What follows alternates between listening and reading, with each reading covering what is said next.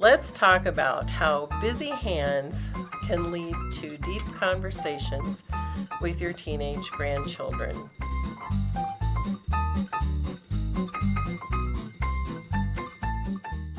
Hey grandparents, we are back for a new year of Grandparenting A to Z. It is 2022 and we are going to talk a little bit today about teenagers, and that's always an interesting subject to bring up and just see how people feel about teen children in general. It can be some of the most difficult times of raising children, but it can also be some of the most rewarding times. So let's talk about how busy hands can lead to deep conversations with your teenage grandchildren. And before we talk too much about exactly that, I want you to think back on your teenage years. And they were not the easiest years, I don't think. We tend to be a little bit awkward. Our bodies are changing, our interests are changing. We're trying to discover who we are as young adults and what we're going to do with ourselves. There's a lot of pressure to figure out what you're going to be when you grow up and all those things. So we're struggling with all of that. There are many mixed messages coming at us. And in our day, compared to now, it seems like there weren't very many mixed messages at all. But think of what your teenage grandchildren are dealing with today.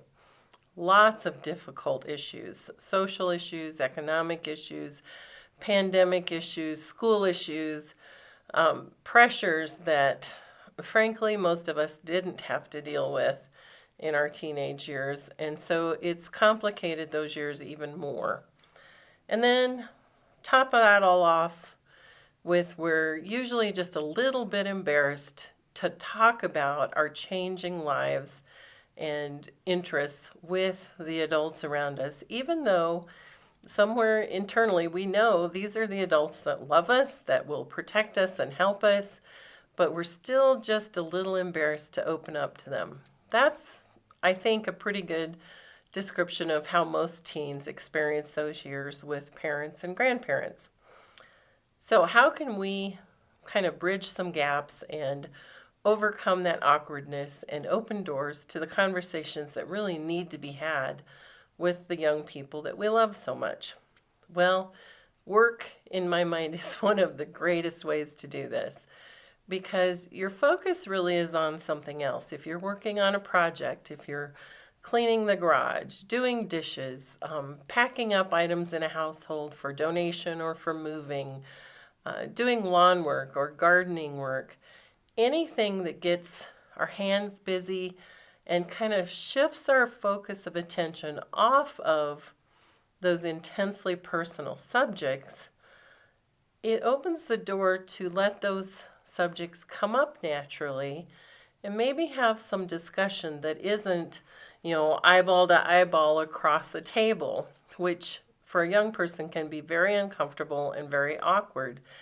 So we want to make the opportunities to talk by creating some opportunities to work together.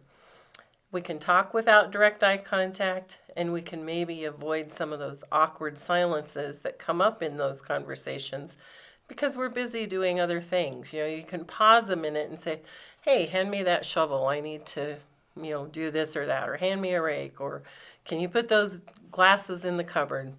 Just pause it and take the conversation down a notch for a minute and then ease back into it. So how do we do this? Well, first of all, after you've created a work environment, maybe prepare ahead of time by looking, doing a Google search for conversation starters, or there's all kinds of great conversation starter packs that you can pick up in, bookstores and the drugstores, any Target, Walmart, you name it. Every once in a while you see these conversation starter packs, and usually there's a lot of really good questions in there. You could review something like that and just come up with 2 or 3 that you could ask your young grandchild, or you could ease into, if they bring up something about a friend, then just kind of gently ask a few questions. Recently I had a granddaughter bring up, something about school that she was uncomfortable with, and she brought it up. And so it was easy to go into that conversation, talk to her, but not be pressuring her or making her uncomfortable by, quizzing her after school one day. It just worked itself naturally into the conversation. So look for the opportunities when the young person brings up something that might be a concern to them. If it doesn't come up naturally, then ease some conversation or some questions into the conversation. Talk on your breaks. Make sure you take a break. Sit down, have a soft drink together, sit on the cooler box, whatever, and talk to each other while you're working. Encourage them always. Maybe they aren't opening up to you, but you can encourage them that you love them, that you want them to know that you're always there if they have troubles, and that you and their parents care about them more than any other persons in the world, and so you're there to be a help to them if they need you.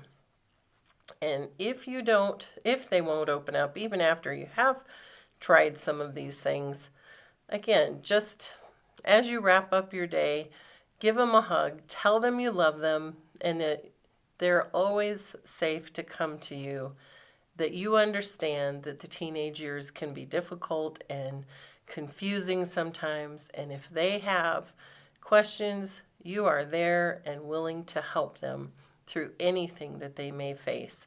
Sometimes just knowing that gives a teen a lot of comfort and security in a very crazy, troubled world right now.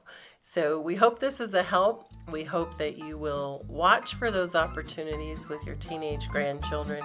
They're critical years, they're important years, and we don't want to discount the teenage years by just saying, oh, teenagers are so difficult and so rebellious. I'll be glad when those years are over. Don't wish away important years in the lives of your grandchildren. Be grand, my friends.